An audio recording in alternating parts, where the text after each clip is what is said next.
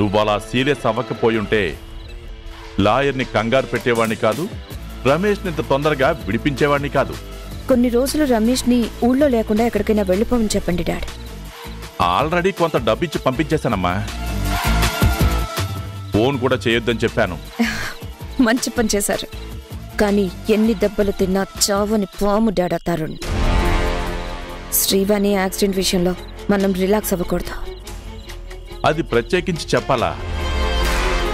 వాడు మన మీద నిఘా పెట్టినంత కాలం నేను కూడా వాడి మూమెంట్స్ మీద రెక్కి చేస్తుంటాను. మన మీద రియాక్ట్ అయ్యేలోపే టాపిక్ డైవర్ట్ చేసేలా ఇన్ఫ్లుయెన్స్ను వాడతానమ్మా. మనకి ఆ శ్రీవాణి ఆరోగ్యం కూడా ముఖ్యం డాడ్. కర్మకాలి అది బ్రతికి బట్టగడితే ఖచ్చితంగా నిజం చెప్తుంది. అలా జరగదమ్మా. ఎందుకంటే ఆవిడ ఇంకా క్రిటికల్ కండిషన్లోనే ఉందట. కోమాలో ఉన్నది. అటు నుంచి అటు కాటికి పోతుందే తప్ప కేసులు కోర్టులోని తిరిగేదే లేదు. నువ్వు ఆ విషయాలన్నీ వదిలేసి ఆఫీస్ వర్క్ చూసుకోమ్మా. ఓకే డాడ్, ఉంటాను. ఏదైనా అప్డేట్ ఉంటే నాకు కాల్ చేయండి. సరేనమ్మా, బాయ్.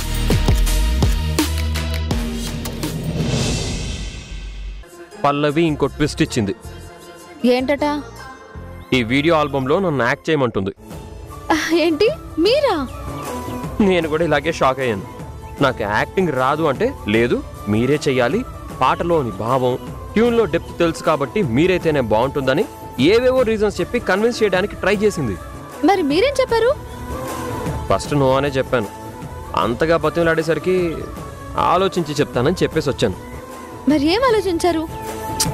నాకైతే ఇంట్రెస్ట్ లేదు. మ్యూజిక్ డైరెక్షన్ మీద కాన్సన్ట్రేట్ చేస్తే చాలా అనిపిస్తుంది.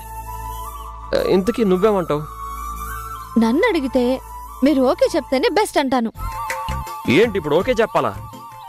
అవునండి, ఇన్ని రోజులు గాత్రదానం చేశారు, ఇప్పుడు పాత్రదానం కూడా చేస్తే తప్పే ఉంది. తప్పని కాదు, రాని పని ట్రై చేయడం ఎందుకని. నేర్చుకుంటే రానిదంటూ ఏముంటుందండి? పాటలు పాడేవాళ్ళు పర్ఫామ్ చేయడం ఎప్పటి నుండో ఉన్న ట్రెండ్ కదా. ఈ మధ్యన మన తెలుగులో కూడా బాగా పాపులర్ అయింది. మీరు మ్యూజిక్ చేసిన పాటలతోనే ఆర్టిస్ట్ గా పరిచయం అవ్వడం అంటే చాలా మంచిది. అంటే పాట చాలా బాగా వచ్చింది, నా వల్ల ఎక్కడ చెడిపోతుందో అని చిన్న భయం. ఏం కాదు, మీరేం చేసినా మనసు పెట్టి చేస్తారన్న నమ్మకం నాకుంది. మీరు తలుచుకుంటే మీకు మీరే ఒక ఉలి అవుతారు. మిమ్మల్ని మీరే అద్భుతమైన శిల్పంగా మలుచుకుంటారు. ధైర్యంగా ఓకే చెప్పండి. నేను శిల్పిని కాదు ఉషా, మట్టి ముద్దని. ఎప్పటికప్పుడు నన్ను మోటివేట్ చేస్తూ ఇన్స్పైర్ చేస్తూ శిల్పం చేస్తున్నది నువ్వే. Thanks for everything. Love you శ్రీవారు.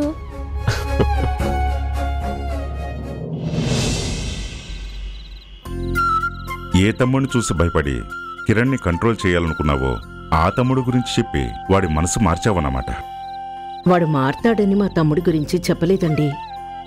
వాణ్ణి పాటలకి దూరంగా పెట్టడానికి కారణం ఏంటని కిరణ్ అడిగితే సమాధానంగా చెప్పాను. నువ్వు అక్కడి నుంచి వచ్చిన తర్వాత ఉషా కూడా వాడితో మాట్లాడుంటుంది. లేదంటే మన సుపుత్రుడి అహం అంత సులువుగా చల్లరదుగా.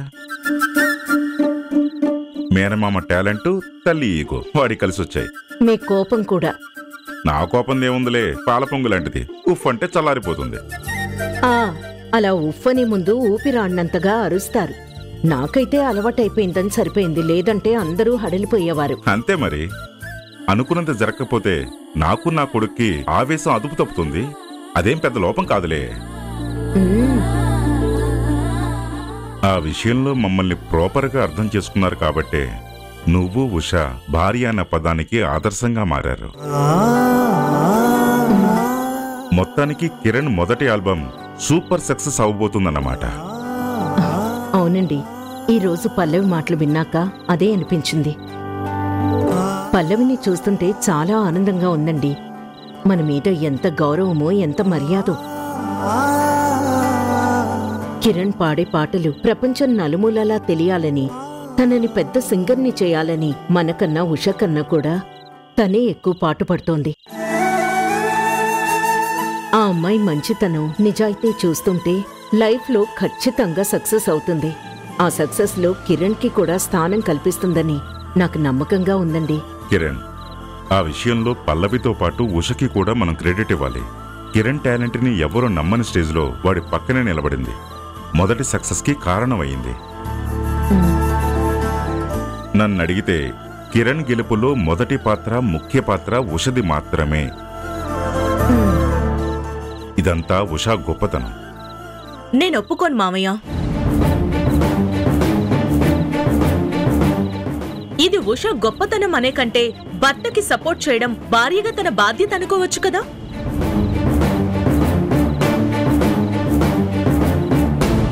నేనైతే ఈ విషయంలో అత్తయ్యని సపోర్ట్ చేస్తాను. కిరణ్ సక్సెస్ విషయంలో ఉష కన్నా పల్లవికే క్రెడిట్ ఇస్తాను. పల్లవి గురించి తెలుసు కూడా తనకెలా క్రెడిట్ ఇస్తావు వదినా?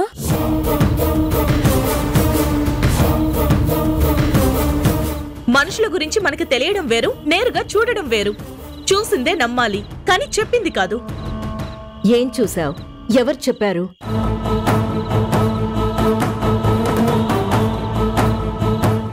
మాట్లాడండి. అమ్మా, పల్లవి నువ్వు అనుకుంటున్నంత మంచిదేం కాదు.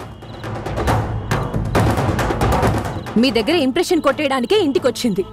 కాళ్ళకి దండం పెట్టి అతి వినయం నటించింది. ఇదంతా మీ దగ్గర గౌరవం కాదు, ఉషా వదిన మీద కోపం. ఉష మీద కోపమా? ఎందుకు? కిరణ్ అన్నయ్య కోసం. ఏంట్రేణు నువ్వు మాట్లాడేది? కిరణ్ కోసం ఉష మీద కోపం ఎందుకు? అసలేం జరిగింది? నీకేం తెలుసో చెప్పు.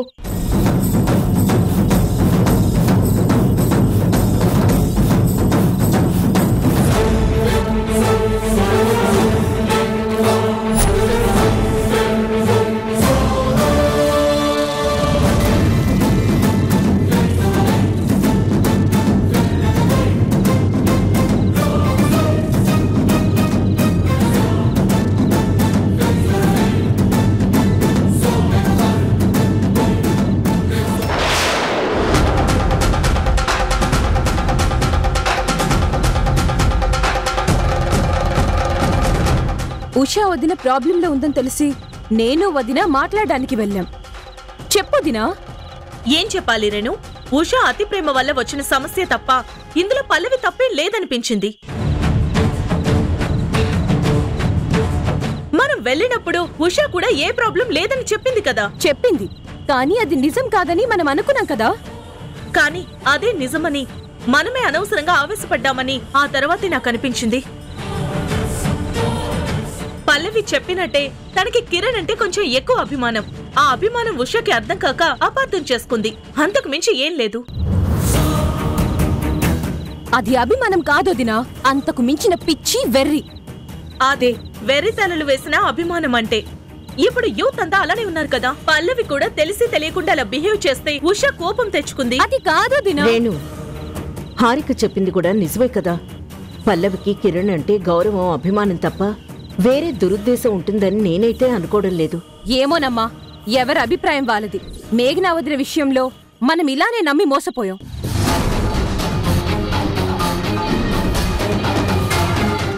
మళ్ళీ అలా జరగకూడదనే పల్లవి గురించి నాకు అనిపించింది. అక్కడ జరిగిందే చెప్పాను. మీరెలా అర్థం చేసుకుంటారో అది మీ ఇష్టం. మనకు కనిపించే పల్లవి మాత్రం నిజం కాదు.